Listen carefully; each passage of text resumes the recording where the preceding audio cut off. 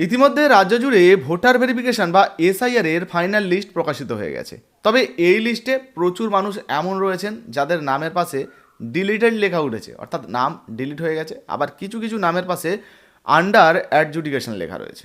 তো এই রকম সমস্যা যদি আপনার হয় আর নামের পাশে যদি এই ধরনের লেখা আসে, সেক্ষেত্রে আপনার করণীয় কি, আপনি কি কি করতে পারবেন, কি কি ডকুমেন্টের প্রয়োজন হবে, কোথায় আবেদন করতে হবে, কিভাবে আবেদন করবেন। তো যদি আপনার ভোটার লিস্টে এরকম কোনো সমস্যা হয়ে থাকে তাহলে কিন্তু তাড়াতাড়ি এর সমাধান করে নিতে হবে। চলুন, বর্তমানে আপনার যদি এই ধরনের সমস্যা হয় তাহলে আপনাকে কি কি করতে হবে, এই নিয়ে কি কি আপডেট উঠে এসেছে এক এক করে আপনাদেরকে দেখিয়ে দিই। এবারে আপনাদেরকে একটা স্ট্যাটাস দেখাচ্ছি। দেখুন, ভোটার লিস্টে আন্ডার অ্যাডজুডিকেশন দেখাচ্ছে। অহেতুক আতঙ্কিত হবেন না, জেনে নিন আসল সত্য। অর্থাৎ যদি এই যে আন্ডার অ্যাডজুডিকেশন দেখায় আপনার নামের পাশের লিস্টে, সেক্ষেত্রে আপনাকে কী করতে হবে। ফাইনাল ভোটার লিস্ট চেক করতে গিয়ে নামের পাশে আন্ডার অ্যাডজুডিকেশন লেখা দেখে অনেকেই চিন্তায় পড়ে গেছেন। কিন্তু সত্যি বলতে এখানে ভয়ের বা চিন্তার একেবারেই কিছু নেই। এর অর্থ হলো যে আপনার কাগজপত্র এখনও পর্যন্ত চূড়ান্তভাবে দেখা হয়নি, কাজ চলছে। আগামী 2 সপ্তাহ পর যখন নতুন লিস্ট বের হবে, সেখানে আপনার নাম থাকার প্রবল সম্ভাবনা রয়েছে। অর্থাৎ আপনার ডকুমেন্ট সমস্ত কিছু জমা দিয়েছেন, তারপর লেখাটা এসছে, আপনি নিশ্চিন্ত থাকুন। আবারও কিন্তু নতুন যে লিস্ট বের হবে সেখানে আপনার নাম কিন্তু চলে আসতে পারে। যদি না আসে সেক্ষেত্রে আপনাকে কিন্তু আবেদন করতে হবে, বা কাদের আবেদন করতে হবে দেখাবো। দেখুন, বলা যে কেন এত মানুষের স্ট্যাটাস আন্ডার এডুকেশনে রয়েছে। ড্রাফট লিস্ট প্রকাশের পর প্রায় 1,40,00,000 মানুষের নাম লজিক্যাল ডিসক্রিপেন্সি বা আনম্যাপ ক্যাটাগরিতে পড়েছিল। এর মধ্যে প্রায় 60 লক্ষ মানুষের নথিপত্রে চূড়ান্ত সিদ্ধান্ত এখনও হয়নি। এরাই বর্তমানে আন্ডার এডুকেশনের আওতায় রয়েছেন। বুঝতে পারছেন? যাদের আনম্যাপ হয়েছিল, যাদের ডকুমেন্টগুলো ভেরিফিকেশন করতে একটু সমস্যা হয়েছিল, তাদের ক্ষেত্রে এই সমস্যাটা হচ্ছে। তারপরে দেখুন, বলা হয়েছে পর্দার পিছনে আসল কারণ। বলা হয়েছে এমন নয় যে আপনার কাগজ একেবারেই দেখা হয়নি। তৃণমূল স্তরে ইআরও এবং AEROরা সব কাগজ দেখার কাজ আগেই শেষ করেছিলেন, কিন্তু গত 15 থেকে 21 ফেব্রুয়ারির মধ্যে একটি বড় ধরনের প্রশাসনিক জটিলতা তৈরি হয়।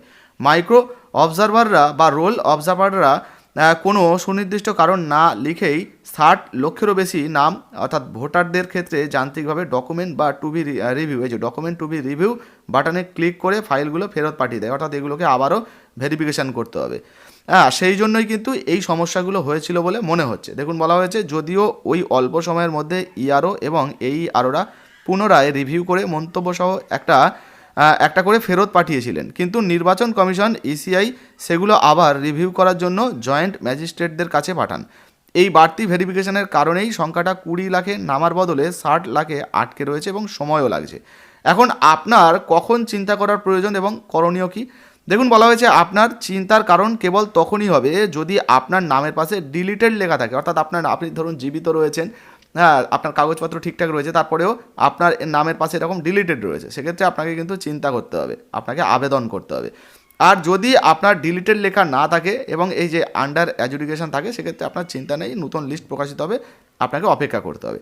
কী করবেন? যদি ডিলিটেড লেখা থাকে তবে দেরি না করে দ্রুত সমস্ত প্রয়োজনীয় কাগজপত্র নিয়ে আপনার জেলা শাসকদের অর্থাৎ DM দপ্তরে গিয়ে আবেদন করুন। অনলাইন সুবিধা, এই সংশোধনের আবেদনটি আপনি চাইলে অনলাইনেও করতে পারেন। তাছাড়া আপনার যে এলাকার BLO স্যার রয়েছেন, সেই BLO স্যারের সঙ্গে যোগাযোগ করুন। উনি কিন্তু আরও বিস্তারিত তথ্য আপনাদেরকে জানিয়ে দেবে। একটা ফর্ম দেবে এবং ফর্মটা আপনি অনলাইন থেকেও নিতে পারবেন। তো ওই ফর্মটা ফিল আপ করে আপনাকে সমস্ত কাগজপত্র নিয়ে জমা করতে হবে যদি ডিলিটেড হয়। আর যদি এই যে দেখতে পাচ্ছেন আন্ডার অ্যাডজুডিকেশন থাকে, সেক্ষেত্রে আপনি চিন্তা করবেন না, আপনাকে আরও কয়েকদিন অপেক্ষা করতে হবে। ধৈর্য ধরুন, অপেক্ষা করলে পরবর্তী যে নতুন লিস্ট প্রকাশিত হবে সেখানে আপনার নাম কিন্তু চলে আসতে পারে।